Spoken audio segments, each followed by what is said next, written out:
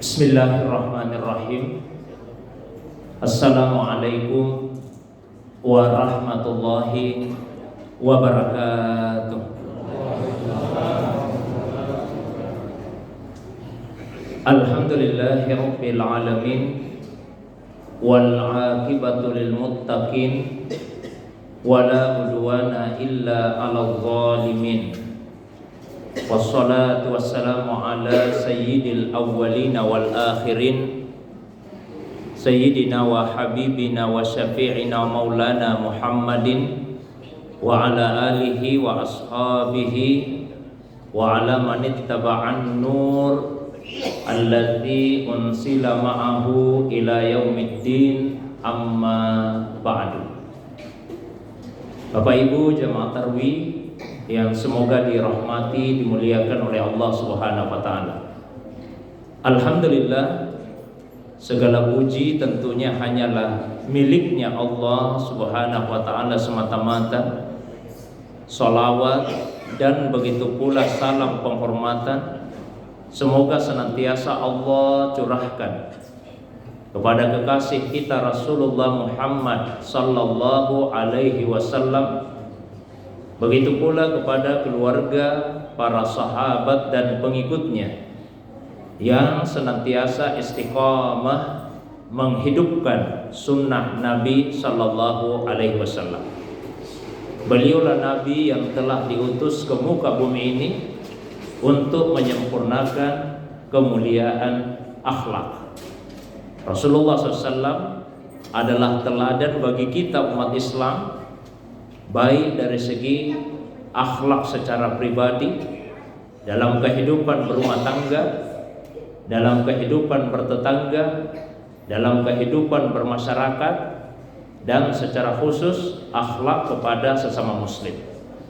Karena itu untuk kesempatan ceramah tarwih malam hari ini saya bacakan sebuah hadis yang membahas tentang hak seorang muslim atas muslim yang lainnya. Hadis ini diantaranya diriwayatkan oleh Imam Al-Bukhari di dalam kitab Al-Jami' As-Sahihnya. Rasulullah SAW bersabda, "Haqqul muslimi 'alal muslimi khamsun." Hak seorang muslim atas muslim yang lainnya ada 5. Yang pertama, raddus salam, menjawab ucapan salam. Kemudian yang kedua, iyadatul marid, menjenguk orang yang sakit. Kemudian yang ketiga, ittiba'ul janaiz, mengiringi atau mengantar jenazah. Kemudian yang keempat, ijabatud dakwah, memenuhi undangan. Dan yang kelima, tasmitul atis, mendoakan orang yang bersih. Nah, ini 5 hak seorang muslim atas muslim yang lainnya. Saya uraikan satu persatu dari kelima akhlak tersebut. Yang pertama yaitu menjawab ucapan salam. Salam mempunyai beberapa makna. Yang pertama, salam itu adalah identitas orang Islam. Jadi untuk menunjukkan identitas keislaman seseorang, cara yang sangat simpel itu adalah melalui ucapan salam. Kemudian yang kedua, salam adalah bentuk tahiyah, bentuk penghormatan kepada sesama muslim. Di dalam Al-Quran Allah SWT memberikan tuntunan, wa idza huyyitum bitahiyyah fahayyu bi ahsana minha aw rudduha innallaha kana ala kulli syai'in hasiba. Dan apabila kalian diberikan satu penghormatan, maka balaslah penghormatan itu dengan cara yang lebih baik, atau minimal yang sepadan. Sesungguhnya Allah Subhanahu wa taala akan menghitung segala sesuatu. Kemudian yang ketiga, salam itu adalah doa. Jadi pada saat ada seseorang yang mengucapkan salam kepada muslim yang lain, minimal dia ingin menyampaikan 3 pesan tersebut. Pesan yang pertama, saya orang Islam, Bapak Ibu juga orang Islam, karena itu saya ucapkan salam. Pesan yang kedua, saya hormati Bapak, saya hormati Ibu, karena itu saya ucapkan salam. Dan pesan yang ketiga, saya doakan Bapak, saya doakan Ibu, mudah-mudahan mendapatkan keselamatan, mendapatkan kasih sayang Allah dan mendapatkan keberkahan dari Allah Subhanahu wa ta'ala. Nah, Rasulullah SAW telah memberikan contoh yang sempurna bagaimana seyogianya seorang muslim dalam hal mengucapkan dan menjawab salam tersebut. Apabila Rasulullah SAW bertemu dengan para sahabat, beliau senantiasa mengucapkan salam, mengupayakan mengucapkan salam lebih dahulu. Padahal beliau Nabi, tapi beliau mengucapkan salam lebih dahulu. Dan jika misalnya pun sahabat yang mengucapkan salam kepada Nabi, maka beliau akan memberikan jawaban yang jauh lebih baik. Suatu waktu Rasulullah SAW kumpul sama-sama sahabat. Tiba-tiba datang seorang sahabat, lalu mengucapkan salam kepada Nabi, Assalamualaikum. Nabi menjawab, Waalaikumsalam warahmatullah. Nabi tambahkan kata warahmatullah. Tidak lama kemudian datang sahabat yang kedua, sahabat yang lain, mengucapkan salam kepada Nabi, Assalamualaikum warahmatullah. Nabi kemudian menjawab, Waalaikumsalam warahmatullahi wabarakatuh. Nabi tambahkan wabarakatuh. Nah, melihat kedua peristiwa tersebut, ada seorang sahabat yang sebetulnya pada awalnya sama-sama kumpul dengan Nabi, tapi kemudian pura-pura meninggalkan tempat. Setelah itu datang lagi untuk mengucapkan salam kepada Nabi dengan maksud untuk mendapatkan jawaban yang lebih dari Rasulullah sallallahu alaihi wasallam. Sahabat itu kemudian mengucapkan salam, Assalamualaikum warahmatullahi wabarakatuh, sambil menunggu-nunggu apa jawabannya Nabi. Lalu seperti apa cara Rasulullah SAW menjawab? Beliau kemudian memberikan jawaban, Waalaikumsalam warahmatullahi wabarakatuh. Tidak ada tambahannya. Ini sahabat merasa kecewa. Langsung dia dekati Rasulullah SAW. Ya Rasulullah, kenapa saya tidak ada tambahannya? Tadi dua orang ada semua tambahannya. Nah, kata Nabi, mohon maaf, persediaan saya sudah habis. Jadi Nabi itu biasa juga bercanda, Pak. Dan bercanda tidak dilarang dalam agama, tapi ada etikanya. Yang pertama, tidak boleh berlebihan. Para ulama membahasakan al-mizahu fil kalam kal milhi fit ta'am. Bercanda dalam pembicaraan itu hanya seperti garam pada makanan. Ibu-ibu kalau masak sayur tidak ada garamnya kan hambar rasanya. Tapi kalau kelebihan garam, keasinan, rusak makanan itu. Begitulah kehidupan kita. Kalau dalam hidup tidak pernah bercanda sama sekali, hambar kehidupan. Tapi jika berlebihan, rusak kehormatan diri kita. Boleh bercanda, tapi jangan berlebihan. Yang kedua, tidak boleh berdusta dalam canda sekalipun. Nabi mengingatkan, wailun lilladzi yuhaddisu fayakdzib liyadhhaqa bihil qaum. Wailul lahu, wailul lahu. Kecelakaan yang besar bagi orang yang bercerita lalu dia dusta dalam ceritanya hanya karena ingin membuat orang tertawa. Kan kadang-kadang, Pak, ya, bukan dalam pembicaraan biasa saja, mohon maaf, dalam ceramah sekalipun ada orang yang membuat cerita-cerita bohong hanya supaya orang tertawa. Padahal Rasulullah SAW melarang keras. Nabi sampaikan kecelakaan besar bagi orang yang bercerita lalu dusta dalam ceritanya hanya karena ingin membuat orang tertawa. Dan yang ketiga, jangan menjadikan syariat agama sebagai bahan candaan yang kemudian membuat syariat itu ditertawakan. Nah, Rasulullah SAW biasa juga Pak bercanda, tapi etikanya itu diperhatikan. Nah, Rasulullah SAW kemudian bercanda kepada sahabat tadi, mohon maaf ya, persediaan saya sudah habis. Sahabat itu kecewa. Langsung Nabi lanjutkan, oh tidak usah kecewa. Apa yang kamu miliki sama banyaknya dengan yang saya miliki. Karena sama banyaknya saya tidak usah tambah. Beda yang dua orang tadi, masih kurang yang dia miliki, makanya saya tambahkan. Jadi ketika kita bertemu sesama muslim, ucapkanlah salam. Dan ketika ada yang mengucapkan salam, jawablah salam itu dan usahakan menjawab dengan jawaban yang lebih baik. Itu yang pertama. Kemudian yang kedua, iyadatul marid, menjenguk orang yang sakit. Kalau ada keluarga sakit, saudara sakit, tetangga sakit, sahabat sakit, jenguklah, kuatkan hatinya dan doakan. Jangan malah dilemahkan. Ada orang sakit, kasihan, habis dijenguk tambah parah penyakitnya. Bagaimana tidak yang datang menjenguk cerita di dekatnya orang sakit, ini penyakitnya ibu mirip sekali penyakitnya teman saya. 15 hari kasihan dirawat di rumah sakit, mati. Kaget orang sakit itu, berarti saya tinggal 5 hari nih karena 10 hari mah dirawat. Kuatkan hatinya. Nabi pernah menjenguk seorang sahabat yang sakit parah. Apa kata Nabi? La ba'sa tahurun insyaallah. Tidak apa-apa, penyakit ini yang akan mensucikanmu insyaallah. Di dalam kitab Al-Adabul Mufrad, kitab yang juga ditulis oleh Imam Al-Bukhari, disebutkan Nabi biasanya kalau menjenguk orang sakit duduk di bagian kepalanya. Dan Rasul SAW mendoakan orang yang sakit tersebut. Banyak doa yang biasa Nabi bacakan. Saya sebutkan di antaranya. Kata Rasul, kalau ada yang membaca doa ini 7 kali di dekat orang yang sakit keras, asal bukan penyakit itu yang mendatangkan ajalnya, Allah segerakan sembuhnya. Pendek saja, cuma 3 penggal kalimat dibaca 7 kali. As'alullahal azim Rabbal arsil azim ayyasfiya. Saya memohon kepada Allah yang maha agung, penguasa aras yang agung, agar dia menyembuhkanmu. Bacalah 7 kali di dekat orang yang sakit keras. Ya, kalau penyakit yang ringan-ringan, influenza biasa jangan dulu. Penyakit-penyakit yang berat. Yang kedua. Kemudian yang ketiga, ittiba'ul janaiz. Ikut mengantar jenazah ke kuburan. Barang siapa yang ikut salat jenazah, lalu kemudian ikut lagi mengantar jenazah ke kuburan, dia dapat pahala 2 qirat.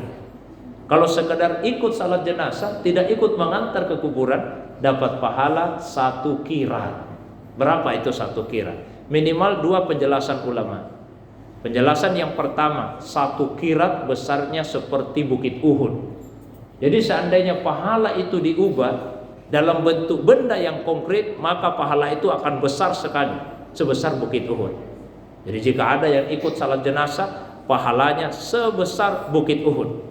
Kalau ikut lagi mengantar jenazah ke kuburan, maka bertambah lagi 1 pahala sebesar bukit Uhud. Itu penjelasan yang pertama. Penjelasan yang kedua, kata ulama kita, orang Arab biasanya membagi 1 benda itu menjadi 24 bagian. Jadi 1 benda dibagi 24 bagian. Contoh Pak ya, misalnya katakanlah tisu ini dibagi jadi 24 bagian. 1/4-nya itu berarti 6 qirat namanya, 6 qirat. Kalau setengahnya 12 qirat. Setengahnya 12 qirat. 3/4-nya berarti 18 qirat. Nah, kalau utuh berapa qirat itu?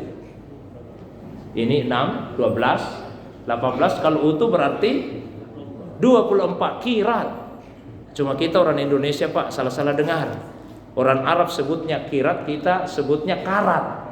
Maka jika ada emas yang murni, nah biasa kita katakan emas 24 karat. Sebetulnya bukan karat, qirat. Ya, cuma kita sebutnya karat. Kenapa emas berkarat? Ya begitulah telinga kita. Jadi orang Arab itu Pak, dia bagi benda itu 24 bagian. Kalau utuh namanya 24 qirat, berarti dapat pahala yang utuh. Jangan disia-siakan. Kalau ada tetangga, apalagi keluarga yang meninggal, ikutlah pelaksanaan salat jenazah dan ikut mengantar ke kuburan. Jamaah yang dirahmati, dimuliakan oleh Allah SWT. Kemudian yang keempat, ijabatud dakwah. Kalau ada undangan, penuhilah undangan itu. Undangan yang paling ditegaskan yaitu undangan pernikahan. Undangan pernikahan. Sampai-sampai ada yang mewajibkan. Tapi pendapat yang umum di kalangan para ulama, hukumnya sunnah muakkadah, menghadiri undangan pernikahan. Bahkan meskipun sedang puasa sunnah. Kata Nabi, kalau ingin batalkan puasanya boleh.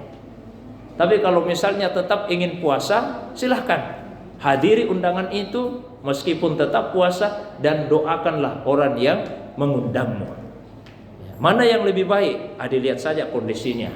Kalau misalnya yang mengundang sahabat dekat, tahu persis kondisi kita, sering puasa ini, kita diundang hari Senin atau hari Kamis, sementara dia sudah tahu bahwa kita biasanya puasa kalau hari Senin, hari Kamis, tetaplah puasa, tidak apa-apa ya. Mudah-mudahan karena sahabat yang mengundang kita sudah tahu kebiasaan, mudah-mudahan Pak dikasih pada saat pulang, ini bawa pulang ini untuk buka puasamu ya, Alhamdulillah. Tapi kalau misalnya yang mengundang tidak terlalu tahu kondisi kita, tidak apa-apa, sebaiknya kita batalkan saja puasa tersebut daripada timbul fitnah. Ini juga datang tapi tidak makan di rumah saya ya. Jadi dua-duanya diperbolehkan. Nah kemudian yang kelima, mendoakan orang yang bersin. Mendoakan orang yang bersin. Karena bersin itu kebaikan. Kalau bersin itu dari Allah SWT. Beda dengan menguap. Kalau menguap itu dari setan. Hanya Nabi memberikan tuntunan, kalau ada yang merasa mau menguap, tahan sekuat tenaga. Tapi kalau misalnya tidak bisa, tutuplah mulutmu dengan tanganmu. Nah, ini ada orang menguap, Pak, sudah dibiarkan begitu saja, tidak ditutup lagi. Nah, suaranya keras, mulutnya menganga lebar-lebar, seakan-akan semua yang ada di sekitarnya mau disedot semua masuk ke dalam. Padahal itu dari setan. Karena itu Rasulullah SAW seumur hidupnya tidak pernah menguap. Nabi itu tidak pernah menguap. Kalau kita ini tiap hari menguap. Ya. Kalau bersin itu dari Allah SWT. Ketika kita bersin ada penyakit yang keluar. Maka pada saat orang bersin disunahkan untuk memuji Allah, mengucapkan Alhamdulillah. Dan yang mendengar ucapan tersebut untuk mendoakan yarhamukallah. Mudah-mudahan Allah SWT merahmatimu. Lalu kemudian dijawab lagi, yahdikumullah. Mudah-mudahan Allah SWT memberikan hidayah kepadamu. Itu 5 hak seorang muslim atas muslim yang lain yang terdapat di dalam kitab Jami' Sahih Bukhari. Sedikit tambahan. Kalau di dalam Sahih Muslim 6 yang disebut. Apa tambahannya? Idzastansahaka fansah lahu. Kalau ada saudaramu yang meminta nasihat, nasihatilah dia. Kalau misalnya ada Pak yang meminta nasihat, ada yang mau curhat, ya minimal kita mendengarkan saja keluh kesahnya. Karena mendengarkan keluh kesah orang itu bisa meringankan masalahnya. Jangan kita cuekin. Syukur-syukur kalau kita bisa memberikan nasihat yang baik. Dan ketika memberikan nasihat, satu, perbaiki niat. Ya, perbaiki niat. Jangan sampai merasa lebih baik daripada orang yang dinasehati. Tidak boleh, Pak. Ya. Yang kedua, perbaiki caranya. Jadi niatnya baik untuk mendapatkan keridhaan Allah, tidak merasa lebih baik dari orang yang dinasehati. Caranya diperbaiki. Jangan mempermalukan orang. Maka nasihat yang baik jika dilakukan secara sembunyi-sembunyi, tidak dilakukan secara terang-terangan di depan banyak orang, karena itu bisa mempermalukan. Nah, kalau seperti itu, yang menerima nasihat, maka dia akan seperti orang yang bercermin. Maksudnya apa? Ibu-ibu misalnya, ya, kan sebelum datang ke masjid, ibu pasti bercermin dulu. Ketika pertama kali berdiri di depan cermin, wajahnya tidak langsung seperti sekarang ini. Mungkin masih ada, mohon maaf, sisa-sisa kotoran matanya, ya, mukanya belum rata, belum rapi, bedaknya juga belum begitu bagus dan seterusnya. Tapi ibu tidak pernah memarahi cermin yang memperlihatkan kekurangannya. Kenapa? Kira-kira cermin itu tidak dimarahi padahal sudah memperlihatkan kekurangan. Ada yang mengatakan karena benda mati, Ustaz. Bukan karena benda mati. Kadang-kadang kaki kita kesandung batu, benda mati juga, tapi kita marah sama batu itu, ditendang sekencang-kencangnya, sekeras-kerasnya. Jadi bukan karena benda matinya. Terus kenapa cermin tidak dimarahi? Karena cermin itu pandai menyimpan rahasia. Tidak ada cermin yang cerita sama cermin-cermin yang lain, ya. Dan tidak ada juga cermin cerita sama orang lain. Coba kalau misalnya di tempat umum kita bercermin di situ, setelah kita tinggalkan tempat ada orang lain yang datang, lalu cermin itu cerita, sebelum bapak tadi datang ada orang yang sebelumnya modelnya jelek sekali, pasti kita marahi. Jadi usahakanlah agar nasihat itu diterima dengan baik. Maka niatnya baik, caranya baik, dan gunakan bahasa yang lembut. Ya, Nabi Musa alaihissalam ketika diperintah oleh Allah Subhanahu wa taala untuk mengajak mengajak Fir'aun, mendakwai Fir'aun, ya, ke jalan Allah Subhanahu wa taala, apa perintahnya Allah? Ucapkanlah kepadanya qaulan layyina, ucapan yang lembut. Orang sebaik Nabi Musa mendakwai orang yang sejahat Fir'aun, Allah tetap memerintahkan ucapkan perkataan yang lembut.